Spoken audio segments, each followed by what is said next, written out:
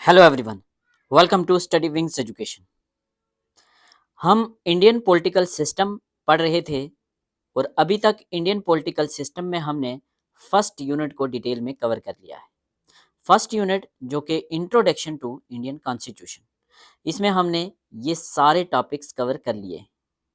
Indian constitution का evolution, ideology और features of Indian constitution. फिर हमने पढ़ा Indian federalism, structure structure of Indian federalism, nature of Indian federalism और emerging trends in Indian federalism. उसके बाद बहुत इंपॉर्टेंट सब यूनिट है ये fundamental rights, directive principles of state policy और फंडामेंटल ड्यूटीज, ये भी हमने डिटेल में कवर किया है। फिर हमने कवर किया amendment of Indian constitution, provisions and procedures. तो फर्स्ट यूनिट कंप्लीट हो गया था। सेकंड यूनिट स्टार्ट किया था हमने government and structure and functions of government. Government का स्ट्रक्चर कैसा है और फंक्शन गवर्नमेंट के। इंडियन गवर्नमेंट में इंडियन पार्लियामेंट हमने कवर किया, पार्लियामेंट का कंपोजिशन, लोकसभा, राज्यसभा और प्रेसिडेंट, और powers and legislative procedures of Indian parliament. उसके बाद हमने कवर किया प्रेसिडेंट की पावर्स, पोजीशन एंड रोल। ठीक है, यहां तक हमने कवर कर लिया है। आज हम अपना नेक्स्ट सब यूनिट पढ़ेंगे जो कि है prime minister and council of ministers, और प्राइम मिनिस्टर और काउंसिल ऑफ मिनिस्टर्स की पावर्स क्या हैं, पोजीशन और रोल क्या है। So let's start today's lecture. इसके बाद एक सब यूनिट रह गया है, फिर आपका सेकंड यूनिट कंप्लीट हो जाएगा। अभी तक जितने भी हमने लेक्चर यूट्यूब पर कवर किए हैं, इन सब के नोट्स अगर आप चाहते हैं तो हमें व्हाट्सअप करें। व्हाट्सअप नंबर डिस्क्रिप्शन में मेंशन है। छोटा टॉपिक है ये, इसमें आपसे मोस्टली फैक्चुअल क्वेश्चन पूछे जाते हैं। छोटे छोटे फैक्ट्स हैं जो आपने याद रखने।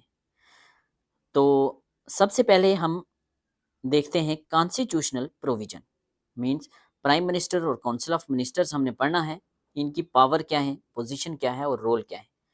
तो पहले देखते हैं हम कॉन्स्टिट्यूशनल प्रोविजन क्या है। प्राइम मिनिस्टर के बारे में आर्टिकल है आर्टिकल 74 और 75।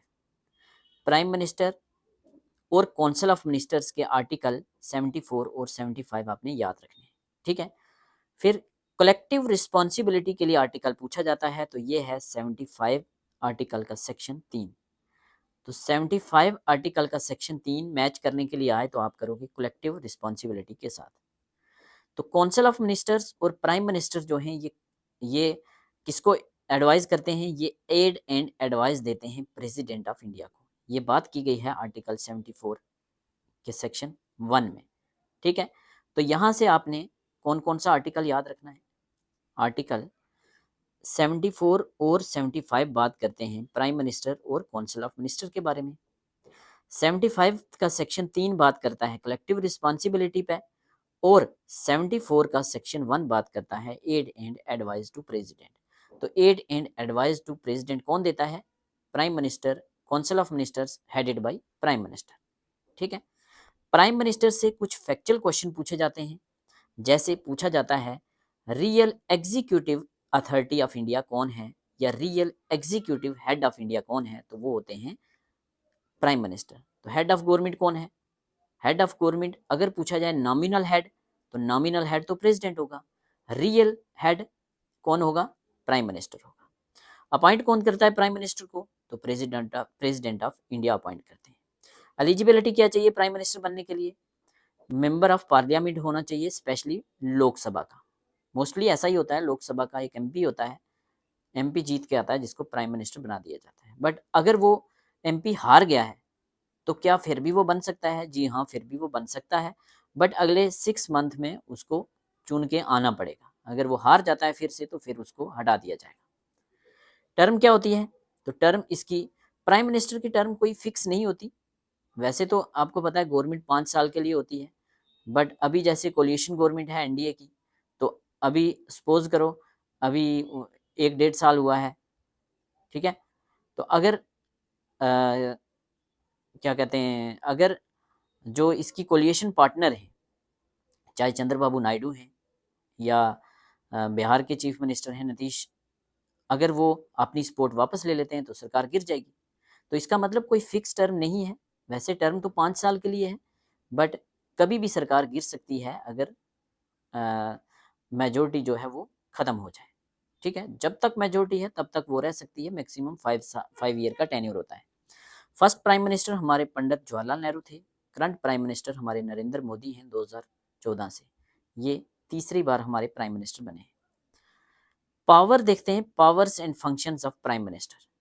ठीक है, तो प्राइम मिनिस्टर, जैसे हमने पार्लियामेंट की पावर्स देखी, प्रेसिडेंट की देखी, ऐसे प्राइम मिनिस्टर की देखते हैं। काफ़ी सारी पावर्स होंगी, जैसे लेजिस्लेटिव पावर्स होगी, एग्जीक्यूटिव पावर्स होगी, एडमिनिस्ट्रेटिव पावर्स होंगी, उसके बाद इमरजेंसी पावर्स होंगी क्राइसिस के time.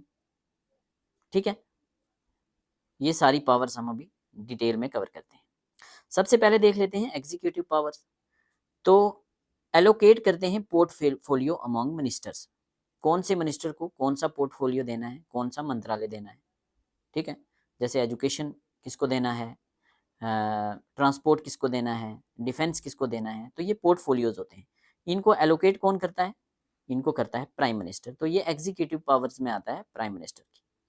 Coordinates the work of all ministers, जितने भी मिनिस्टर हैं उनके बीच में कोऑर्डिनेशन बनाए रखने का काम करते हैं prime minister of India.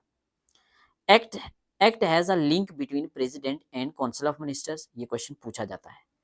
Council of ministers होते हैं और प्रेसिडेंट होता है, इनके बीच में कनेक्टिंग लिंक का काम कौन करता है, तो वो करता है पीएम। तो who is the connecting link between council of minister and president, question पूछा गया है पास्ट में, तो कौन होगा, प्राइम मिनिस्टर।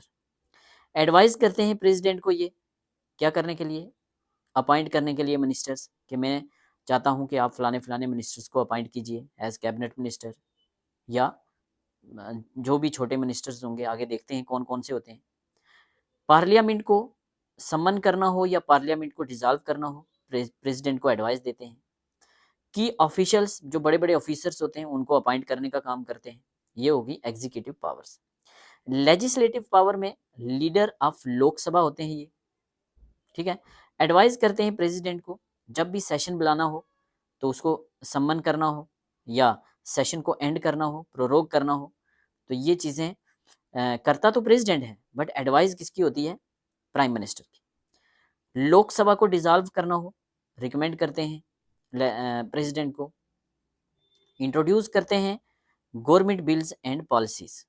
ठीक है, answers the questions in parliament on behalf of government, सरकार के बिहाफ में प्राइम मिनिस्टर को जवाब देना होता है पार्लियामेंट में। ठीक है, उसके बाद एडमिनिस्ट्रेटिव पावर्स होती हैं प्राइम मिनिस्टर की, जैसे सुपरवाइज करते हैं एडमिनिस्ट्रेशन को, पूरी की पूरी एडमिनिस्ट्रेशन को कैबिनेट डिसीजंस के द्वारा सुपरवाइज कौन करता है, प्राइम मिनिस्टर। ठीक है, सिविल सर्वेंट्स को अपॉइंट करते हैं, बट प्रेसिडेंट अपॉइंट करता है, एडवाइस किसकी होती है, प्राइम मिनिस्टर की। He has the final authority on government functioning, तो गवर्नमेंट फंक्शनिंग की फाइनल अथॉरिटी किसके पास है, प्राइम मिनिस्टर के पास है। प्रेसिडेंट तो रबर स्टंप है इंडिया में, नॉमिनल हेड है, काम हर कोई काम प्रेसिडेंट के नाम पे होता है, बट प्राइम मिनिस्टर और काउंसिल ऑफ मिनिस्टर्स की एड एंड एडवाइस पे। कौन सा आर्टिकल है जो ये बात करता है, अभी मैं बता चुका हूँ, आप मुझे कमेंट सेक्शन में ज़रूर बताएंगे। ठीक है, चलिए, उसके बाद क्राइसिस के टाइम या इमरजेंसी के टाइम प्राइम मिनिस्टर का क्या रोल रहता है, की डिसीजन मेकर होते हैं ये इमरजेंसी के टाइम।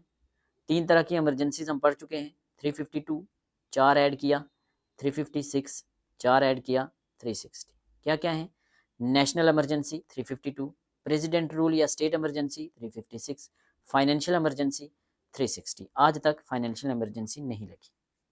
ठीक है, तो ये 3 तरह की इमरजेंसीज हैं, इनके आर्टिकल इंपॉर्टेंट हैं, प्रेसिडेंट के केस में भी सेम है, प्राइम मिनिस्टर के भी केस में भी सेम है। तो ये पावर्स प्रेसिडेंट के पास होती हैं, बट डिसीजन जो है कहीं ना कहीं प्राइम मिनिस्टर का ही होता है। नेक्स्ट है हमारा council of ministers.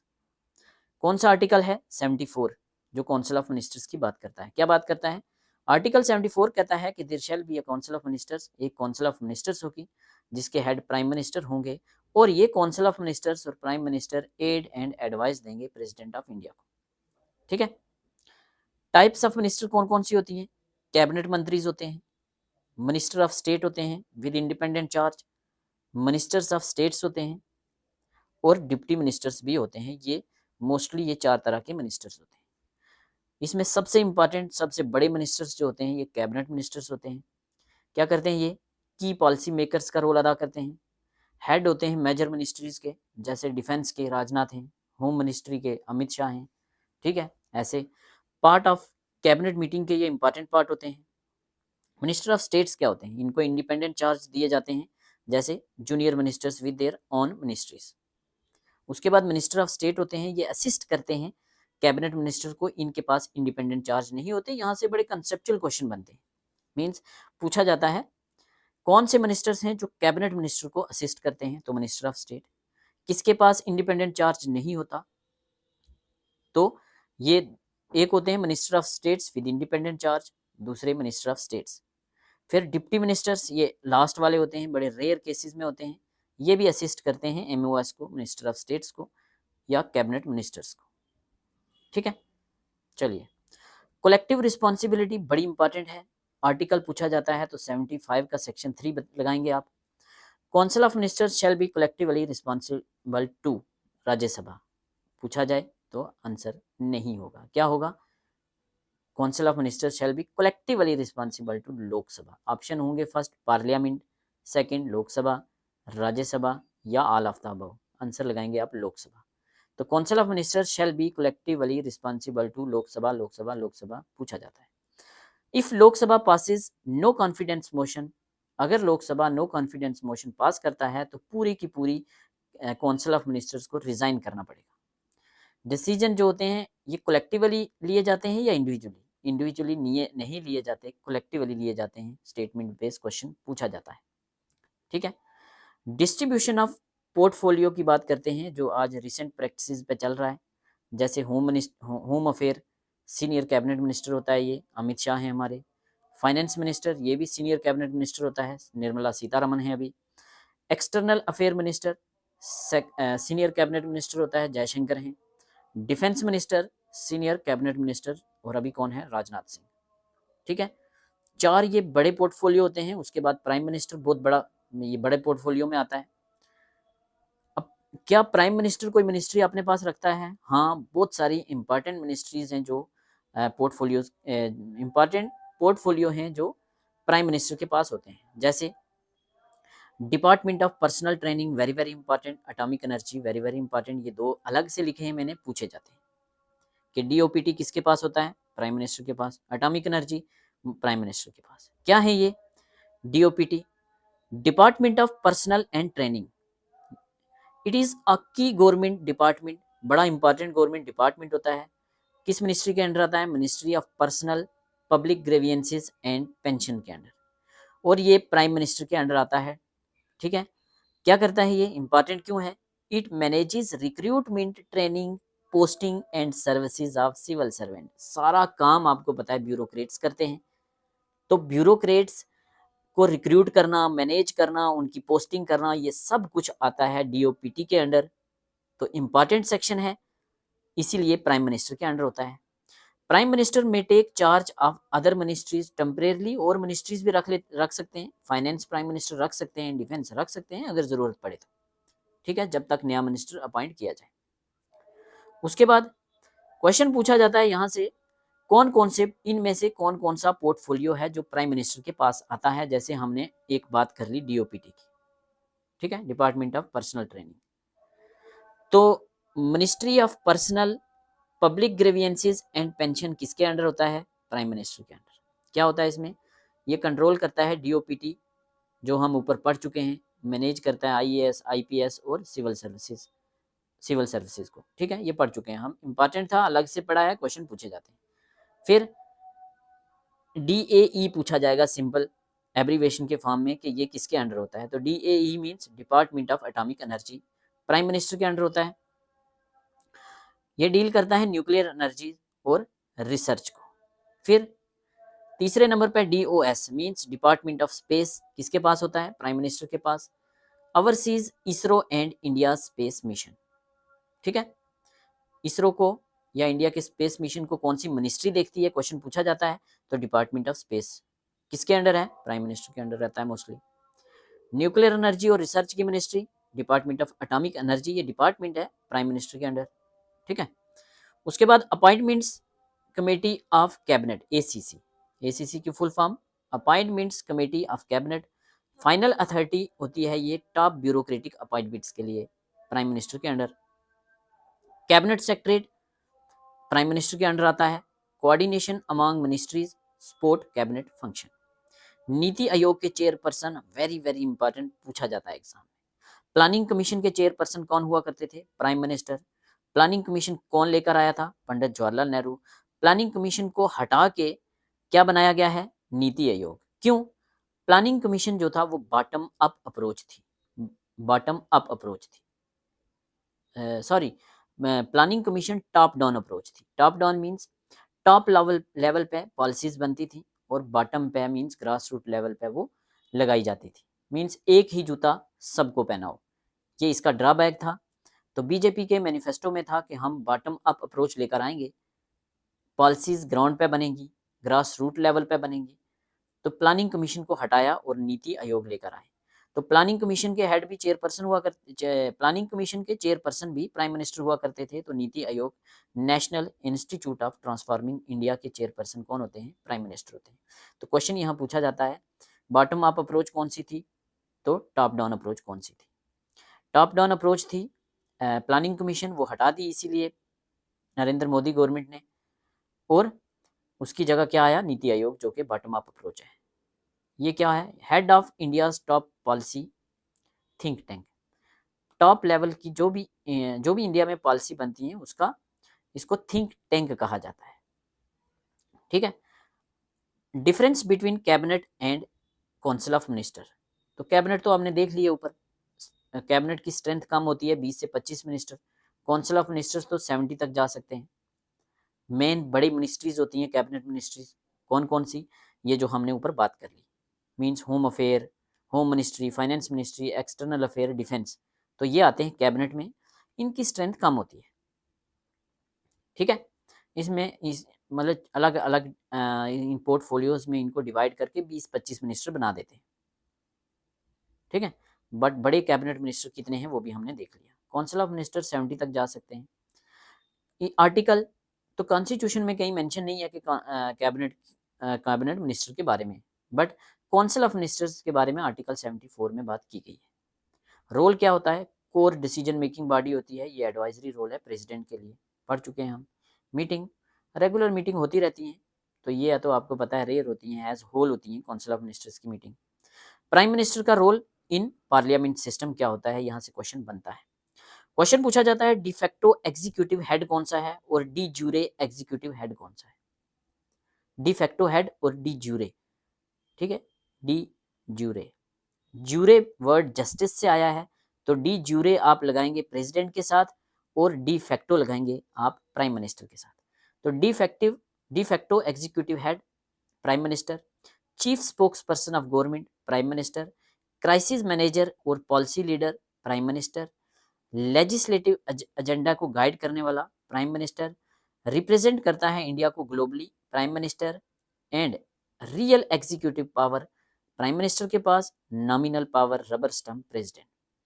President acts on prime minister advice, president जो भी काम करता है प्राइम मिनिस्टर की एडवाइस पे करता है, ठीक है। प्राइम मिनिस्टर को कहा जाता है की स्टोन ऑफ कैबिनेट आर्च, या इनको कहा जाता है लिंच पिन ऑफ गवर्नमेंट। तो लिंच पिन या की स्टोन प्राइम मिनिस्टर होता है, प्रेसिडेंट नहीं, ठीक है। इंपॉर्टेंट फैक्चुअल क्वेश्चन जो ऑलरेडी बात कर चुके हैं, आर्टिकल 74 काउंसिल ऑफ मिनिस्टर की बात करता है, कलेक्टिव रिस्पॉन्सिबिलिटी 75 का सेक्शन 3, टोटल स्ट्रेंथ क्या होगी काउंसिल ऑफ मिनिस्टर की, very very important, 15% of Lok Sabha, 95th amendment में ये बात की गई थी। लोकसभा को डिसॉल्व कौन करेगा, प्रेसिडेंट, बट प्राइम मिनिस्टर की एडवाइस पे, ठीक है। क्या प्राइम मिनिस्टर की एडवाइस जो प्रेसिडेंट को होती है वो बाइंडिंग होती है, तो यस भाई उनको माननी है। कौन से, कहाँ बात की गई है, 42nd और 44th कॉन्स्टिट्यूशनल अमेंडमेंट एक्ट में, ठीक है। तो यहाँ से कलेक्टिव रिस्पॉन्सिबिलिटी पूछा जाता है 75(3), total strength of council of minister 15% पूछा जाता है, ठीक है। बाकी सारी चीज़ें तो आपको पता ही है। उसके बाद president must act on the aid and advice of council of minister and prime minister. कौन सा आर्टिकल है आप बताएं, पढ़ चुके हैं हम ऊपर। कैबिनेट डिसीजन बाइंडिंग होते हैं सब मिनिस्टर्स पे। प्राइम मिनिस्टर रिकमेंड कर सकता है डिसमिसल ऑफ एनी मिनिस्टर। किसी मिनिस्टर का काम नहीं पसंद आता, वो परफॉर्म नहीं कर रहा, प्राइम मिनिस्टर उसको रिकमेंड कर सकता है प्रेसिडेंट को कि चलो इसको डिसमिस कर दो, ठीक है। और प्राइम मिनिस्टर रिकमेंड कर सकता है प्रेसिडेंट को कि लोकसभा को डिसॉल्व कर दो। काउंसिल ऑफ मिनिस्टर अगर सपोज करो काउंसिल ऑफ मिनिस्टर रिजाइन कर देती है तो प्राइम मिनिस्टर का भी ऑटोमेटिकली रिजाइन होगा। अगर प्राइम मिनिस्टर की डेथ हो जाती है तो क्या नया प्राइम मिनिस्टर बन जाएगा? नहीं।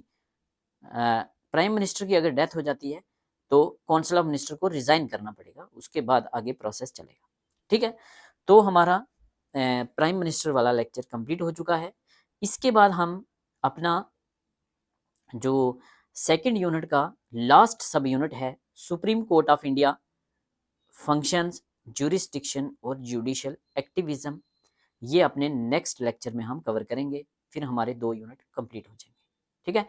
हमारे नोट्स अवेल करने के लिए हमें व्हाट्सअप करें। Thank you so much. WhatsApp number कहाँ है? डिस्क्रिप्शन में। प्लेलिस्ट में जाएं और हमारे बाकी लेक्चर भी एंजॉय करें। मिलते हैं नेक्स्ट लेक्चर में जो कि होगा सुप्रीम कोर्ट ऑफ इंडिया